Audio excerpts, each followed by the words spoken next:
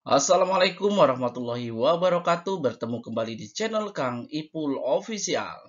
Nah, bagaimana keadaan teman-teman semua? Mudah-mudahan dalam keadaan sehat, walafiat, serta dalam keadaan semangat. Terutama bagi teman-teman yang sedang menunggu informasi ya, kelulusan P3K. Ya, ini bagi teman-teman yang mengikuti seleksi P3K. Mudah-mudahan dalam waktu dekat akan diumumkan ya dengan pertimbangan yang memang diajukan oleh DPR RI Komisi 10 untuk menambah afirmasi dan lebih mempermudah urusan guru honorer dalam mendapatkan status ASN P3K. Nah, pada kesempatan kali ini di channel Kang Ipul Official ya, kita akan membahas tentang kabar terbaru yaitu menanggapi banyaknya aduan dari guru honorer ya, para peserta P3K dan mengadu kepada pengurus besar PGRI di pusat. Nah, tentunya ini ada tindak lanjut dari pengurus besar PGRI ya, sehingga pengurus besar PGRI di pusat mengeluarkan 7 pernyataan sikap. Nah, ini adalah tanggapan dari pengurus besar PGRI tentang banyaknya aduan dari peserta P3K. Apa saja pernyataan sikapnya? Tentu akan kita bahas di channel Kang Ipul Official.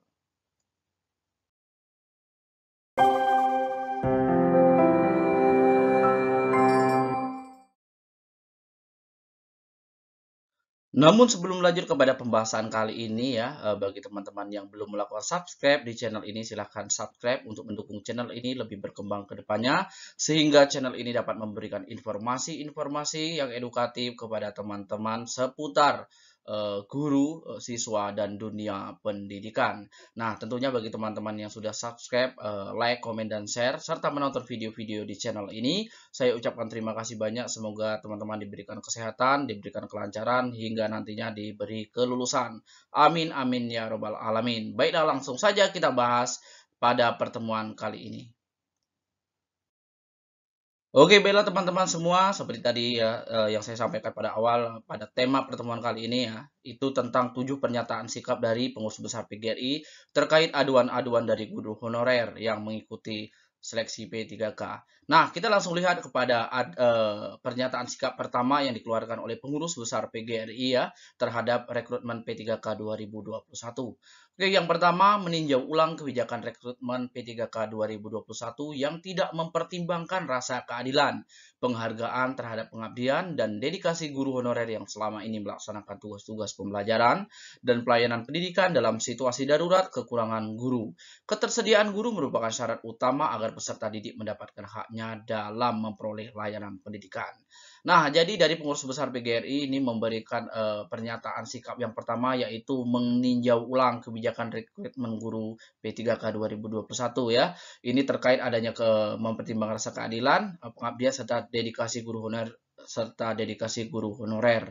Nah, ini seandainya bagi teman-teman yang mengabdi pada daerah terpencil, tentunya teman-teman sangat berharap sekali ya perhatian dari pengurus besar PGRI ini dan memang perlu dipertimbangkan mungkin harapan teman-teman untuk penambahan nilai ya bagi daerah-daerah yang terluar dan terisolir. Nah, itu adalah pernyataan sikap yang pertama. Oke, kita lanjut kepada pernyataan sikap yang kedua. Oke, yang kedua punya pernyataan sikapnya yaitu melakukan revisi terhadap peraturan rekrutmen P3K sebagai solusi untuk mengatasi darurat kekurangan guru.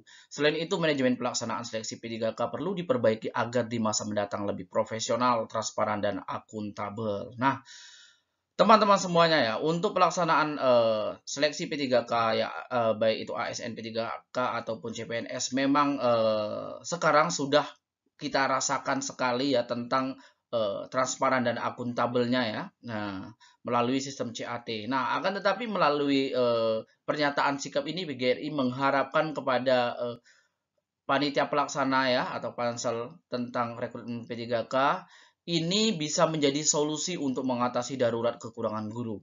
Nah, kalau di daerah kota-kota mungkin memang guru-guru sudah ada dan memang banyak ya yang mempunyai guru ASN. Akan tetapi di daerah-daerah terpencil, di daerah-daerah yang memang betul terpelosok.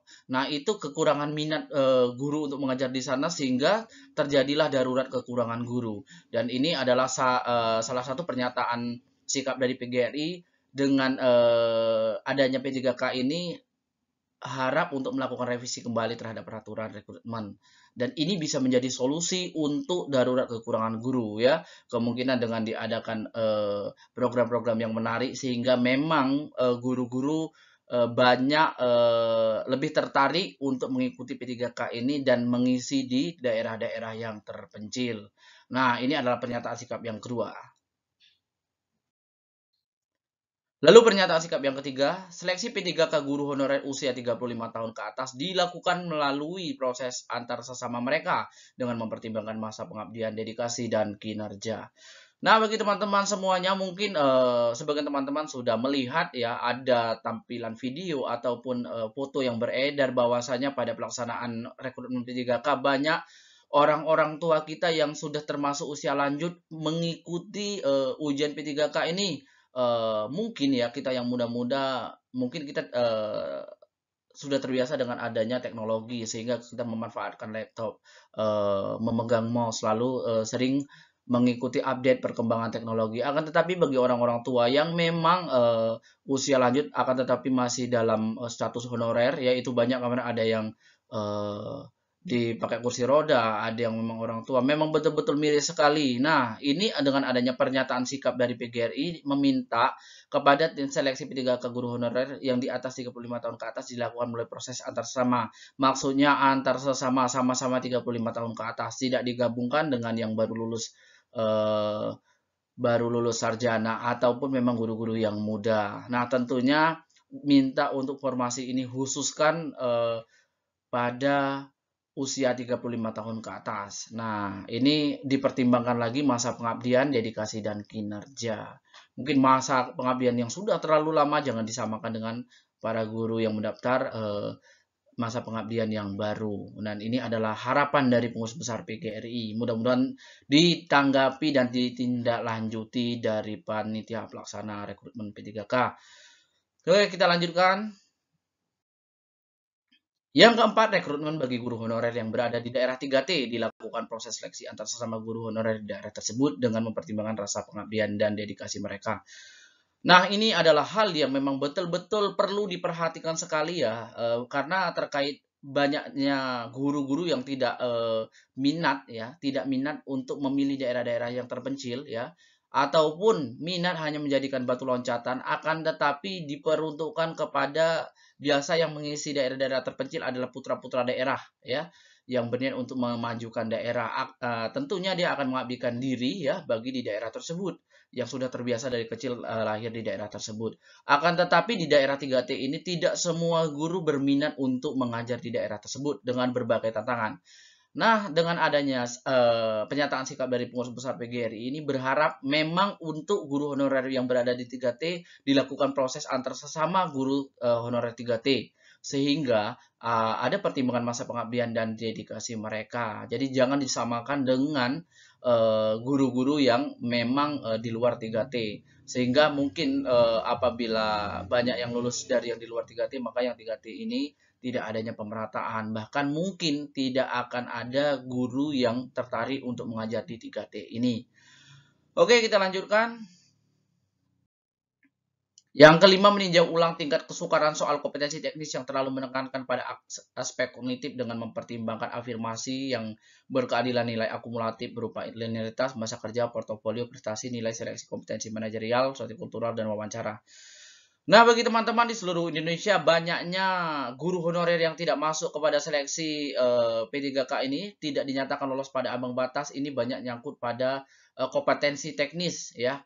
Kompetensi teknis ini alasannya beberapa hal ya. Ada yang kemarin materi itu tidak sesuai dengan pada program SIM PKB, akan tetapi banyak dari P3K. Sedangkan guru-guru banyak mengikuti tryout dan pengayaan melalui SIM PKB. Nah, mudah-mudahan ini bisa menjadi koreksi ya, sehingga nanti memang betul-betul yang dilatihankan adalah soal yang akan diujiankan nantinya. Dan ini banyak dari teman-teman semua tidak melewati passing grade pada kompetensi teknis. Nah, kompetensi teknis itu banyak hal-hal ya, soal terutama pedagogik dan profesional. Akan tetapi banyak yang tidak lewat pada pedagogik ya, karena pada pedagogik ini banyak mungkin hal-hal yang memang istilah teman-teman sudah terjun di lapangan dan teman-teman tahu, akan tetapi melalui istilah-istilah dan teori teman-teman di situ kurang. Nah, sehingga banyak teman-teman yang tidak bisa melewati. Dan yang kedua, passing grade yang terhitung cukup tinggi. Saya ambil sampel itu pada guru kelas. Guru kelas itu 320, itu termasuk tinggi, harus 64 soal benar yang tidak mendapatkan afirmasi. Nah, untuk 60 soal yang benar, ya, seandainya kita pikirkan orang tua yang memang di atas 35 tahun ke atas itu tidak mempunyai afirmasi cerdik, hanya mengharapkan dari 35 tahun ke atas dan mungkin tidak K2, akhirnya untuk mendapatkan nilai segitu itu adalah hal-hal yang memang betul-betul mustahil. Nah, jangankan yang tua, mungkin yang muda pun untuk mendapatkan itu yang tanpa mendapatkan afirmasi, ya, memang dari nol, ini adalah termasuk passing grade yang tinggi. Nah, jadi PBPGRI pusat itu mengharapkan dengan pernyataan sikap yang kelima ini meninjau ulang tingkat kesukaran soal. Itu tentang HOTS, ya, level HOTS-nya tinggi, panjang, lalu aspek kognitifnya itu berdasarkan afirmasi. Tentunya dimintanya afirmasi berkeadilan. Nah, nanti dimasukkan linearitasnya itu ditambah, masa kerjanya ditambah, portofolio prestasi ditambah, lalu seleksi kompetensi manajemen, sosiokultural, dan wawancara. Maksudnya seandainya dengan adanya prestasi, mungkin teman-teman honorer yang banyak mempunyai prestasi, akan tetapi dengan adanya pertimbangan prestasi akan ditambahkan atau bisa menjadi prioritas ataupun pertimbangan untuk menambah nilai pada kompetensi teknis ini. Oke, ini adalah pernyataan sikap yang kelima dari PGRI Pusat, ya.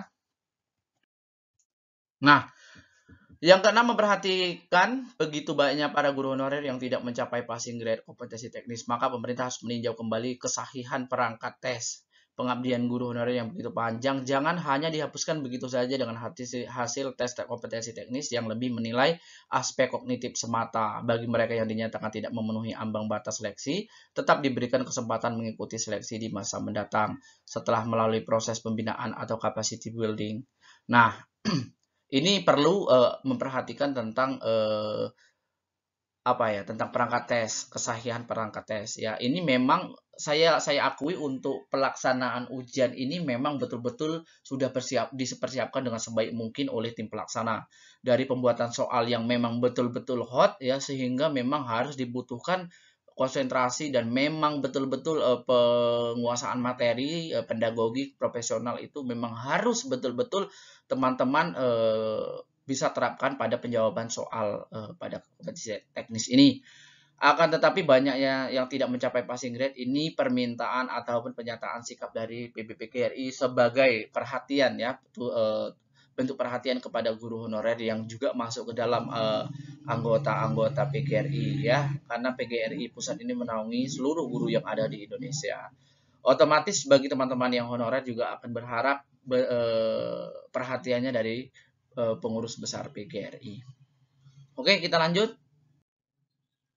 Yang ketujuh, rekrutmen ASN di masa mendatang dilakukan melalui jalur CPNS dan P3K. Nah, karena sebelumnya sudah beredar untuk rekrutmen ASN ke depan itu fokus kepada P3K, akan tetapi dari pernyataan sikap PGRI ini tolong dipertimbangkan kembali, tetap adakan CPNS selain P3K. Oke, ini adalah 7 pernyataan sikap dari pengurus besar PGRI, ya, kepada panitia pelaksana, ya. Oke, baiklah teman-teman semua, ya, itu adalah 7 pernyataan sikap, dan kita juga berharap semuanya perhatian dari pengurus besar PGRI terhadap guru-guru di Indonesia yang memang betul-betul mengeluh dengan keadaan dilaksanakannya tes. Tetapi apabila seandainya memang dinyatakan adil atau tidak, itu tergantung penilaian dari teman-teman semua, ya. Teman-teman semua adil ataupun tidak tentang pemberlakuan ini. Dan ini sudah dipertimbangkan dan memang kita perlu beri apresiasi kepada Bapak Kemendikbudristek, ya, Bapak Nadiem Makarim, memang masih mau mendengarkan masukan dari DPR RI, lalu masukan mudah-mudahan dari PBPGRI juga didengarkan sehingga nanti hal-hal yang memang betul-betul bisa diberikan nilai lebih kepada teman-teman guru honorer, sehingga pada rekrutmen ini teman-teman honorer bisa diangkat menjadi P3K dengan tidak terlalu rumit, ya, tidak terlalu rumit. Jadi tidak terlalu rumit, akan tetapi masih memandang tentang kualitasnya. Ya, oke, mudah-mudahan dari Basarnas, dari Pan ARB, lalu dari Kemendikbud ini bisa menjadi masukan dari PBPKRI ini. Oke, kita doa bersama mudah-mudahan ini semua pernyataan sikap ini bisa didengarkan dan ditindaklanjuti ke depannya. Oke, baiklah teman-teman semuanya, mudah-mudahan informasi ini memberikan pemahaman, memberikan manfaat bagi teman-teman semua, terutama bagi teman-teman yang sedang menunggu informasi kelulusan P3K ini. Mudah-mudahan teman semua diberi kelulusan sehingga teman-teman bisa tetap semangat untuk mendidik putra-putri daerah, mendidik dan mempersiapkan generasi gemilang Indonesia. Terima kasih bagi teman-teman yang sudah mendidik dan mengajar siswa-siswa, ya, menyiapkan tunas bangsa Indonesia untuk menjadikan pemimpin-pemimpin di masa depan. Terus dukung channel Kang Ipul Official ya dengan cara subscribe, komen, like, dan share ya, sehingga dapat memberikan informasi-informasi kepada teman-teman semua terkait guru, siswa, dan dunia pendidikan. Bagi teman-teman yang sudah subscribe, saya ucapkan terima kasih banyak. Mohon maaf seandainya ada kesalahan dan kesilapan dalam saya menyampaikan. Itu adalah murni kesalahan dari saya. Dan saya akhiri dengan wassalamualaikum warahmatullahi wabarakatuh. Dah.